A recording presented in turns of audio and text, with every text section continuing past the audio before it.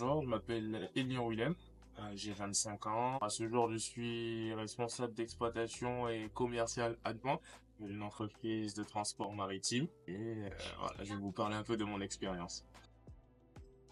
J'ai commencé par faire un bac pro, conduite et gestion d'entreprise maritime, donc CGEM, en partie pont.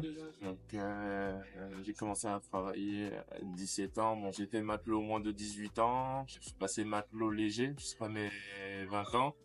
Après matelot polyvalent pont, jusqu'à capitaine, capitaine 200, capitaine 500 et officier chef de quart à la passerelle jusqu'à 500 UMS.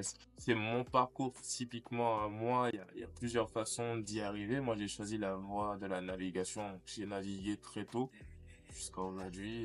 Et ma carrière professionnelle a une tournure un peu différente de celle des personnels navigants. C'est-à-dire que je suis plus amené à être du côté administratif que du côté de la navigation. Un peu les deux pour consolider ces années d'expérience. Ouais. Alors moi je peux avoir plusieurs journées types. Donc, si c'est une journée maritime, donc quand je suis en mer, ça concernera d'abord les prises de niveau, donc vérifier les niveaux de gasoil, les niveaux d'huile, etc. Faire une ronde machine, fait préparer le jus, le planteur, tout ce qui est nécessaire aussi pour la clientèle, regarder les équipements de sécurité, puis ensuite démarre la journée. Donc ce sont des excursions qui durent 1h15 à 1h20. Donc ça se décompose en trois parties. La première, les personnes en bas qui sont assises à 1,50 m sous l'eau. Des marins en commentaire, explique un peu ce qui se passe dans les fonds marins. Ensuite, il y a une demi-heure de baignade. Pendant cette demi-heure, les clients pensent à leur sécurité, voir s'ils s'éloignent pas trop du bateau, etc. Et sur le retour, on leur offre la fameuse boisson qu'on a préparée le matin. Et ça, 4 fois par jour. Donc 2 fois avant la pause déjeuner le matin et 2 fois après la pause déjeuner. Ce sont des journées qui se terminent aux alentours de 18 h, puis après nettoyage du bateau et remise en état pour l'équipe du lendemain, même si c'est nous-mêmes. Il peut y avoir une journée terrestre où on est à la billetterie, à la vente des tickets. Donc préparation des réservations qui ont été faites la veille pour le jour J. Ça passe aussi par la gestion des stocks. Donc les personnes à terre en général commandent en amont les jus, les produits d'entretien, voilà, tout ce qui est nécessaire au bon roulement de la société.